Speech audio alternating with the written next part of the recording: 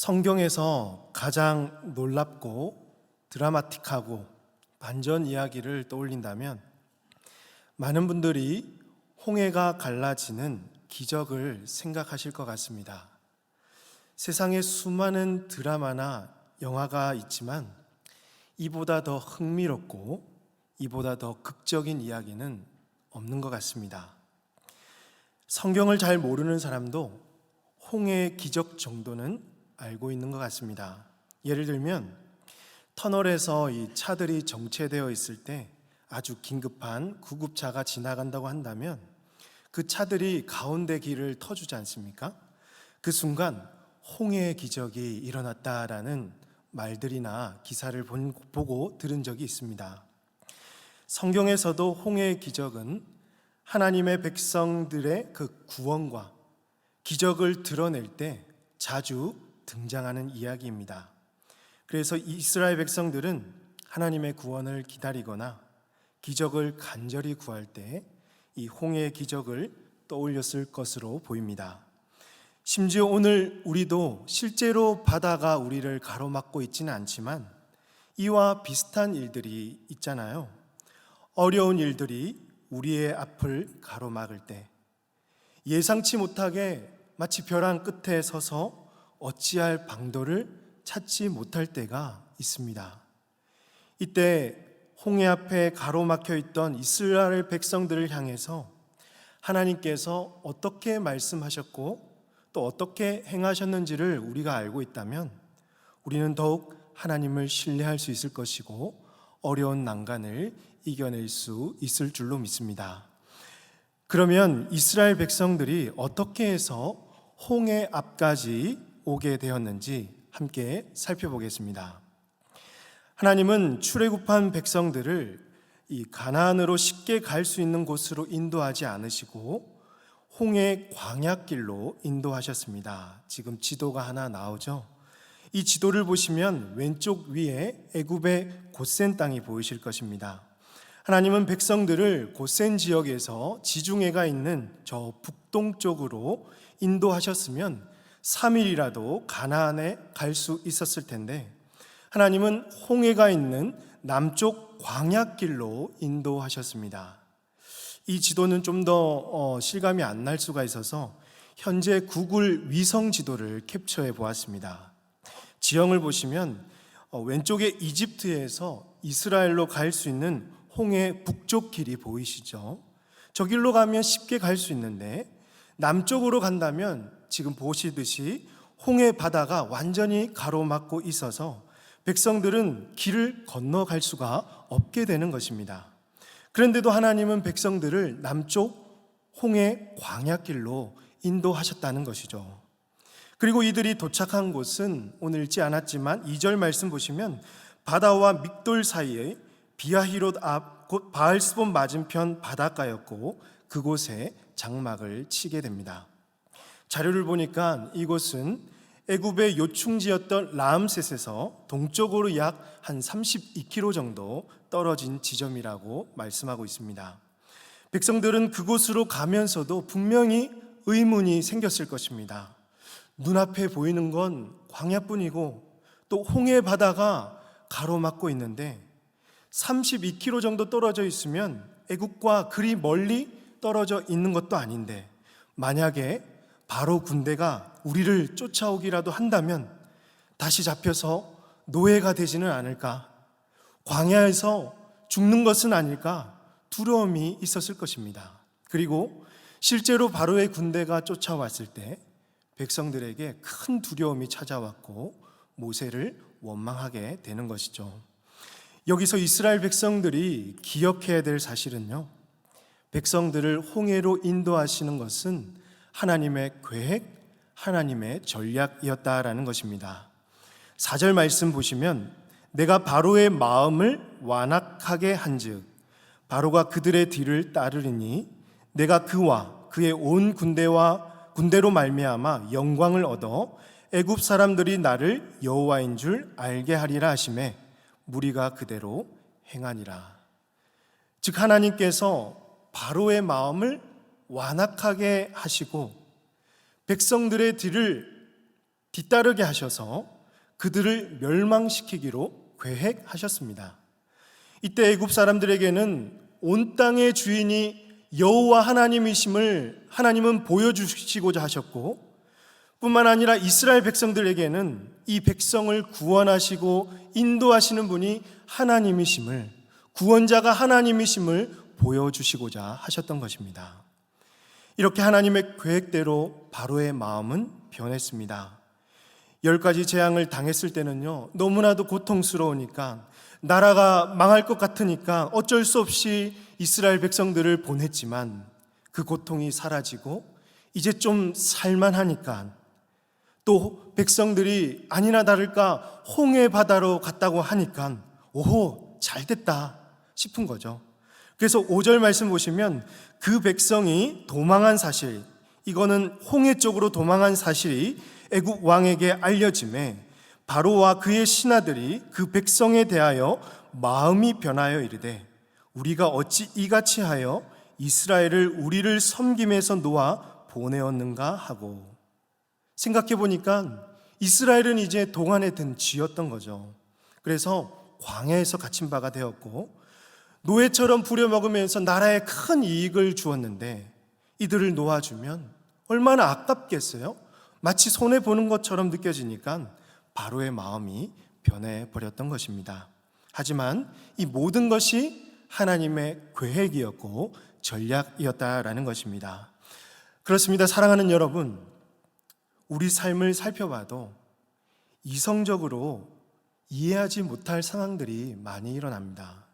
납득이 안 되고 나의 기준에서 많이 벗어나 있고, 이렇게 하면 아주 효율적이고 에너지가 덜 들 것 같은데 굳이 이렇게까지 해야 하나? 이러면 더 큰 어려움이 있을 텐데, 불편한 일들이 생길 텐데 하는 생각들이 종종 들 때가 있습니다. 그리고 그 결과가 자신의 생각과 일치했을 때, 거봐라, 내가 뭐라고 했냐, 내 말이 맞지, 이제 난 너 말을 안 믿을 거야, 더 이상 하나님을 신뢰할 수가 없어 라는 생각을 들게 만든다라는 거죠. 결국 자기의 기준대로 살게 되고 당장 눈에 보이는 결과만 쫓아가게 되며 하나님의 크신 계획을 살필 줄 모르는 사람이 되고 마는 것입니다. 인생에서 당장 어렵고 급한 일 해결하려고 하다가 우리의 신앙 잃고 예배가 무너지고 공동체와 관계를 깨뜨린다면 우리 삶에 그 어떤 좋은 결과가 나온다 할지라도 하나님의 뜻과는 다른 것입니다. 기본적인 경건 생활은 다 무너져 있는데 세상 사람들에게 인정받고 훌륭한 사람이 되어 있다면 그 사람의 초점은 지금 누구를 향하고 있는 것입니까? 사랑하는 성도 여러분, 우리의 초점을 하나님께 맞추시기를 바랍니다. 나의 기준과 나의 생각대로 세상을 바라보지 말고 세상의 기준과 가치에 끌려다니지 마십시오. 당장 눈앞에 있는 거 해결하려고 하다가 하나님을 놓칠 수가 있습니다. 하나님의 기준과 하나님의 뜻이 무엇인지를 분별할 수 있는 영적 지혜가 있으시기를 주님의 이름으로 축복합니다. 이스라엘 백성들의 생각대로 바로의 군대가 어마어마한 군대를 이끌고 쫓아옵니다. 선발된 병거만 600대입니다. 그리고 애굽의 모든 병거를 다 동원해서 이끌고 왔고, 온 군대가 이스라엘 백성들이 머물고 있는 장막에 이르게 됩니다. 이를 알게 된 백성들은 이제 심히 두려워집니다. 그리고 하나님께 한탄을 하고 모세를 원망하기 시작하죠. 11절과 12절 말씀 다 같이 한번 읽어보겠습니다. 시작. 그들이 또 모세에게 이르되 애굽에 매장지가 없어서 당신이 우리를 이끌어내어 이 광야에서 죽게 하느냐? 어찌하여 당신이 우리를 애굽에서 이끌어내어 우리에게 이같이 하느냐? 우리가 애굽에서 당신에게 이른 말이 이것이 아니냐? 이르기를 우리를 내버려 두라. 우리가 애굽 사람을 섬길 것이라 하지 아니하더냐? 애굽 사람을 섬기는 것이 광야에서 죽는 것보다 낫겠노라. 지금 백성들은요, 모세를 원망하는 것을 뛰어넘어서 하나님을 원망하고 있습니다. 자신들이 지금 출애굽한 것에 대해서 후회를 하고 있습니다. 애굽에서 10가지 재앙도 경험했고 애굽에서 이들을 건지신 하나님의 손길도 경험했음에도 불구하고 눈앞에 위기가 찾아오니까 다 잊어버린 채 하나님을 원망하고 있습니다. 아니, 사람이 어떻게 이렇게 간사해서 한순간에 이렇게 변할 수 있나 싶죠. 그런데 여러분, 참 사람이 위기를 만나면 어떻게 변할지 모릅니다. 지금은 자신 있어 하지만 그 위기의 순간에 사람은 본심이 드러나게 되는 거죠. 한없이 연약해지고 하나님을 배신하지 않는다고 그 누구도 지금은 자신할 수가 없는 것이죠. 그래서 우리는 날마다 하나님을 경외해야 합니다. 어떤 상황이라도 하나님이 인도하시는 줄 알고 그분의 말씀 앞에 순복하는 훈련을 부지런히 해야 하는 것입니다. 이처럼 이스라엘 백성들은 이 순간에 할 수 있는 것은 아무것도 없었고 하나님을 원망할 수밖에 없었습니다. 홍해를 건널 수도 없었고 그렇다고 애굽 군대와 싸울 수도 없었습니다. 이런 절체절명의 순간에 하나님은 다시 한 번 더 이스라엘 백성들에게 그 구원의 손길을 내미시는 것이죠. 13절과 14절 오늘 읽은 말씀을 보시면 모세가 백성에게 이르되 너희는 두려워하지 말고 가만히 서서 여호와께서 오늘 너희를 위하여 행하시는 구원을 보라. 너희가 오늘 본 애굽 사람을 영원히 다시 보지 아니하리라. 14절 같이 읽습니다. 시작. 여호와께서 너희를 위하여 싸우시리니 너희는 가만히 있을지어다. 하나님은 이스라엘 백성들에게 얼마나 배신감이 들었을까요? 저 같으면 이놈들 살려줘도 아무 소용이 없구나 후회했을 것 같은데, 역시 우리 하나님은 자비와 긍휼이 무궁하셔서 그가 하신 약속에 너무도 신실하신 분임을 다시 한 번 더 깨닫게 됩니다. 아무것도 두려워하지 말고 가만히 서서 하나님께서 이루시는 그 구원을 바라보라고 하시는 것입니다. 백성들을 대신해서 하나님께서 싸우시겠노라고 모세를 통해서 말씀하셨습니다. 사랑하는 성도 여러분, 여러분은 위기 앞에서 어떻게 반응하고 계십니까? 삶 속에서 위기가 찾아오고 삶에 많은 문제들이 있을 때 우리는 어떻게 행하고 있죠? 어떤 분은 스스로 무언가를 해보려고 안간힘을 쓰고 있어요. 이 힘든 상황을 빨리 벗어나고 싶어서 잘못된 방법임에도 불구하고 그 방법을 사용하여서 그 길을 그냥 아무렇지도 않게 가고 있다라는 거죠. 마음이 급하고 불안하니까 가만히 서서 하나님의 일하심을 보는 것은 꿈도 꿀 수가 없는 것입니다. 왜 그럴까요? 육신적인 생각과 세상적인 방법에 우리의 몸과 마음, 생각과 사고가 너무나도 익숙해져 있다라는 것입니다. 하나님을 향한 믿음과 신뢰가 우리 안에 없기 때문이죠. 이 순간에 우리에게 필요한 것은요, 문제를 해결할 대단한 능력과 재능이 아닙니다. 위기의 순간에 우리에게 하나님을 신뢰하는 온전한 믿음이 필요한 겁니다. 광야와 같은 인생 중에서 우리는 온전히 하나님만을 바라보아야 하는 것입니다. 이런 찬양이 있지 않습니까? 나의 영혼이 잠잠히 하나님만 바라며 나의 구원이 그에게서 나는도다.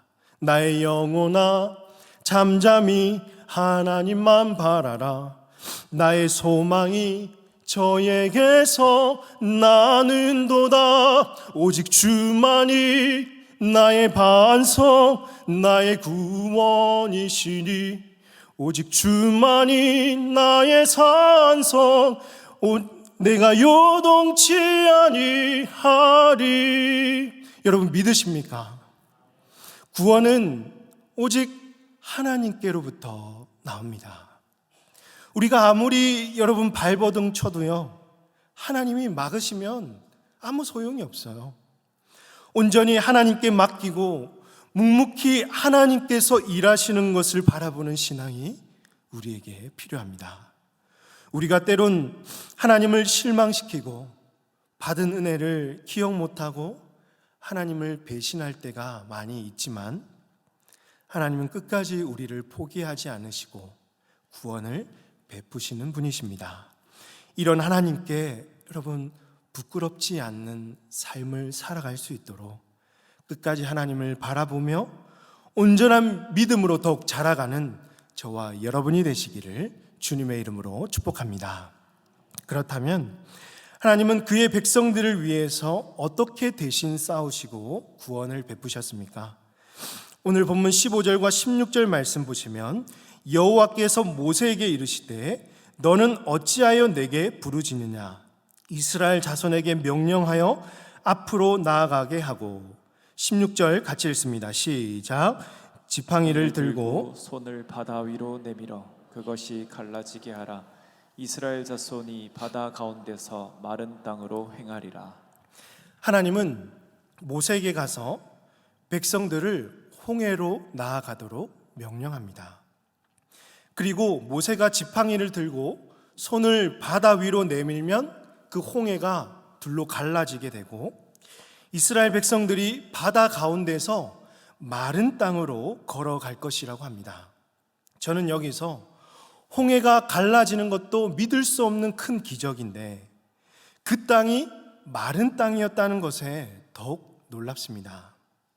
만약에 이 마른 땅이 아니라 질퍽질퍽한 갯벌이나 물이 고여있는 땅이었다면 이스라엘 백성들은 쉽게 건너가지 못했을 것 같습니다.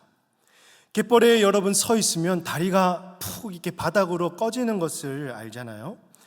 백성들은 이 장정들 뿐만 아니라 여인들, 아이들까지 다 합치면 200만 명이 넘는 백성들입니다. 애국 군대들도 마른 땅이었기 때문에 홍해로 들어가지 않을까 생각해 보았습니다. 그들은 병거만 600대이고 말과 병사들을 합치면 엄청 많은 군대잖아요. 땅이 고르지 못했다면 따라서 들어가기는 쉽지 않았을 것입니다. 그러니 이 마른 땅은요, 이스라엘에게는 구원의 길이었고 애굽 군대에게는 심판의 길이었다라는 거죠. 결과적으로 하나님은 약속대로 이스라엘을 대신해서 싸우셔서 애굽 군대를 어지럽게 하셨고 혼란스럽게 만들어서 앞으로도 전진할 수도 없고 뒤로도 후퇴할 수도 없는 상황에 이르게 되었고 바다의 힘이 회복되어 바로의 군대가 하나도 남지 않게 되었습니다. 하지만 이스라엘 백성들은 물이 벽이 되어 주어서 그들을 보호해 주었고 한 사람도 상하지 않고 홍해를 건널 수가 있었던 것입니다. 사랑하는 성도 여러분, 이 위대하고 놀라운 하나님의 구원 역사를 우리는 보고 있습니다. 이 말씀을 우리 삶에 적용해 본다면 첫 번째로 믿음으로 한 걸음씩 내디드시기를 바랍니다. 하나님은 백성들에게 너희를 위하여 행하시는 구원을 먼저 보라고 말씀하셨습니다. 이어서 모세는 하나님의 명령을 따라서 백성들을 앞으로 나아가게 했습니다. 그리고 모세가 지팡이를 든 손을 바다 위로 내밀었더니 바다 가운데가 갈라졌고 백성들은 마른 땅을 걸어갔습니다. 백성들은 이미 갈라져 있는 바다를 확인하고 앞으로 간 것이 아니라 하나님의 약속을 듣고 믿음으로 한 걸음씩 앞으로 내디딜 때 바다가 갈라지고 마른 땅이 되었던 것입니다. 그렇습니다. 우리가 사는 세상도 어쩌면 홍해와 같습니다. 앞이 보이지가 않고 앞길이 막막하고 우리 삶을 보면 문제 앞에 있을 때 너무나도 난감합니다. 당장 내일 무슨 일이 일어날지 모르는 갑갑한 세상을 살아가고 있습니다. 이때 우리에게 뭔가 대단한 실력, 재능이 필요한 게 아니라 하나님을 믿고 신뢰하며 한 걸음씩 걸어가는 것이 중요합니다. 하나님은 항상 우리보다 앞장서셔서 우리를 대신해서 싸우시고 길을 만드시는 분이십니다. 그러므로 사랑하는 성도 여러분, 앞으로 우리의 남은 인생에서 수많은 삶의 스토리가 쓰여지게 될 것인데요. 여러분의 스토리를 써내려가는 배경은 하나님을 향한 믿음이어야 할 줄로 믿습니다. 우리 삶에 다 해석되지 않는 어떤 영역들이 있습니다. 여러분, 그 길을 우리의 믿음, 하나님을 향한 믿음으로 통과할 때 모든 것이 소망으로 변하고 각자의 믿음의 그 스토리를 써 나가실 수가 있게 될 것입니다. 두 번째로, 바다 한가운데서 마른 땅의 은혜를 사모하시기 바랍니다. 바다 한가운데서 마른 땅이 나오는 것은 여러분 설명이 불가능합니다. 엄청난 바다를 갈랐는데 마른 땅을 걷는 것은 하나님의 초자연적인 역사라고 밖에 설명할 길이 없습니다. 이런 역사는 구약에서도 몇 번 등장합니다. 여호수아 3장에서 이스라엘 백성들이 가나안 땅으로 들어가기 위해서 요단강을 건너가야 했습니다. 마침 그 시기는 곡식 거두는 시기였고 항상 언덕 위에 물이 넘치는 시간이었습니다. 언약궤를 맨 제사장들의 발이 물에 잠기게 되자 이 물이 완전히 끊어졌고, 여호수아 3장 17절 말씀 보시면 여호와의 언약궤를 맨 제사장들은 요단 가운데 마른 땅에 굳게 섰고 그 모든 백성이 요단을 건너기를 마칠 때까지 모든 이스라엘은 그 마른 땅으로 건너갔더라. 놀랍게도 요단 가운데가 마른 땅이 되었고 이스라엘 모든 백성이 요단강을 건너서 가나안 땅으로 들어갈 수가 있게 된 것이죠. 또 열왕기하 2장을 보시면 엘리야가 하늘로 올라가기 직전에 엘리사와 요단강을 건너는데 이때도 마른 땅을 걷습니다. 한번 열왕기하 2장 8절 말씀 같이 읽겠습니다. 시작. 엘리야가 겉옷을 가지고 말아 물을 치매 물이 이리저리 갈라지고 두 사람이 마른 땅 위로 건너더라. 엘리야와 엘리사는 마른 땅으로 건너가는 것입니다. 그렇습니다. 하나님은 길이 없는 곳에서도 길을 만들어내시는 분입니다. 하나님은 때에 따라 바다 한가운데서 마른 땅을 만드시고 그의 백성을 보호하시고 그 길을 건너가게 하십니다. 사랑하는 성도 여러분, 마른 땅의 은혜를 사모하시기 바랍니다. 위기 속의 돌파구는 하나님께서 함께 하실 때 그 길이 열리게 되는 것입니다. 이사야 43장 2절 말씀 보면 내가 물 가운데로 지날 때 내가 너와 함께 할 것이라. 강을 건널 때 물이 너를 침몰하지 못할 것이며 내가 불 가운데로 지날 때 타지도 아니할 것이요 불꽃이 너를 사르지도 못하리니 라고 했습니다. 우리의 삶 속에서 여러분 위기가 찾아오더라도 낙심하거나 절망하지 마시고 우리와 함께 하시는 그 하나님의 은혜를 바라보시기 바랍니다. 그리할 때 우리의 삶 가운데 마른 땅에 은혜가 임하여 저와 여러분의 길을 주님께서 인도해 주실 줄로 사랑하는 성도 여러분 믿으시길 바랍니다. 마지막으로 하나님을 찬송하며 장차 완성하실 구원을 소망 중에 기다리시기 바랍니다. 이스라엘 백성들은 애굽 사람들에게 행하신 큰 일과 기적을 다시 한 번 더 체험했습니다. 애굽 사람들이 어떻게 멸망하게 되었는지 그들은 직접 다 보았습니다. 그 결과 31절 말씀을 기록하고 있는데요. 같이 한번 읽겠습니다. 시작. 이스라엘이 여호와께서 애굽 사람들에게 행하신 그 큰 능력을 보았으므로 백성이 여호와를 경외하며 여호와와 그의 종 모세를 믿었더라. 아멘. 이처럼 하나님의 기적을 맛본 자들은 하나님을 경외합니다. 한낱 피조물인 우리를 정말 내가 도대체 무엇이길래, 우리가 어떤 존재길래 하나님은 몇 번이고 하나님을 배신하고 매일 실망시키는 사람이 나인데 그럼에도 우리와 함께 하시고 인도해 주시는가. 늘 그 은혜 앞에 머리를 숙이고 하나님을 경외할 수밖에 없게 되는 것이죠.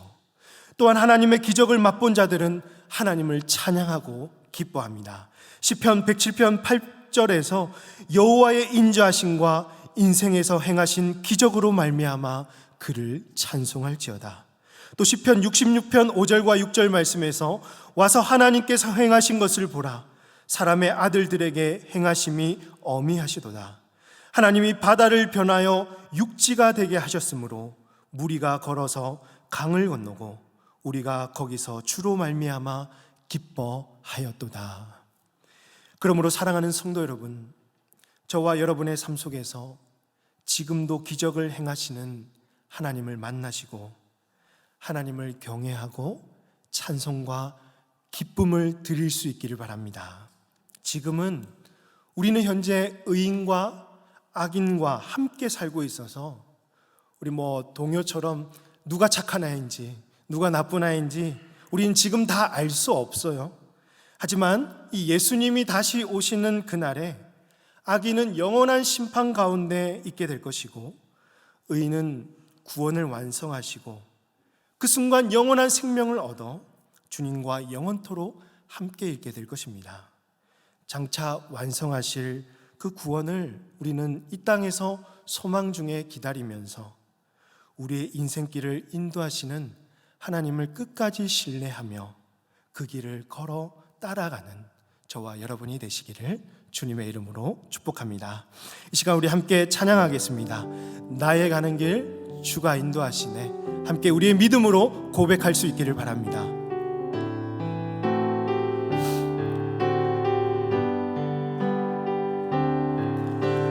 나의 가는 길 주님 인도하시네. 그는 보이지 않아도 날 위해 일하시네.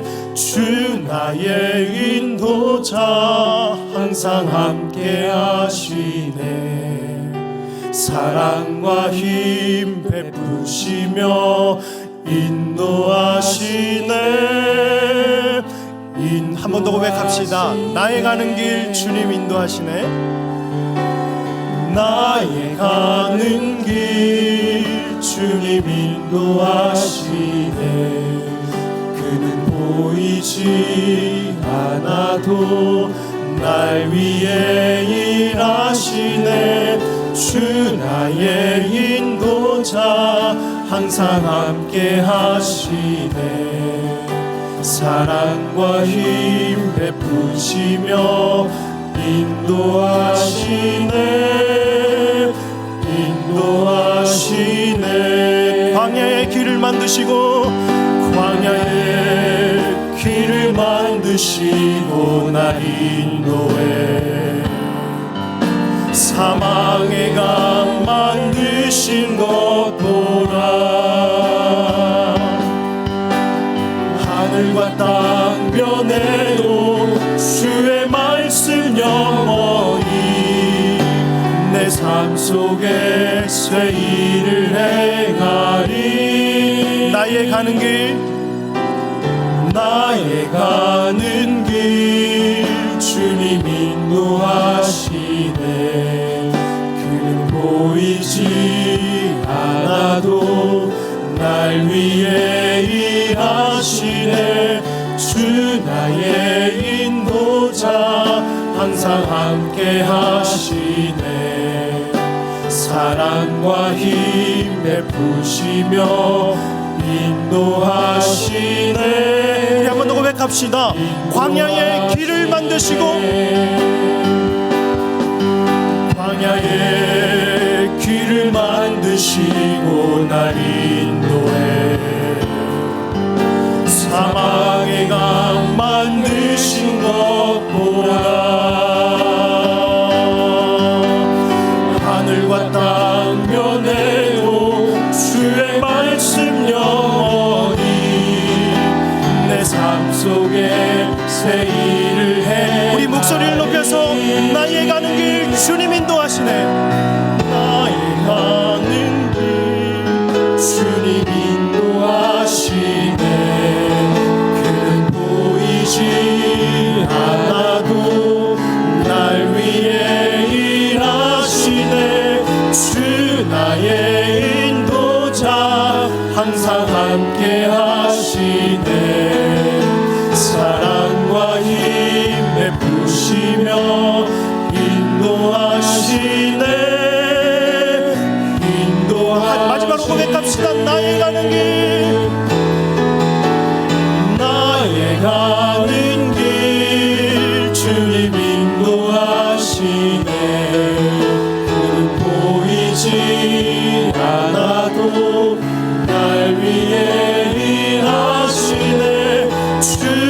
나의 인도자 항상 함께 하시네. 사랑과 힘 베푸시며 인도하시네.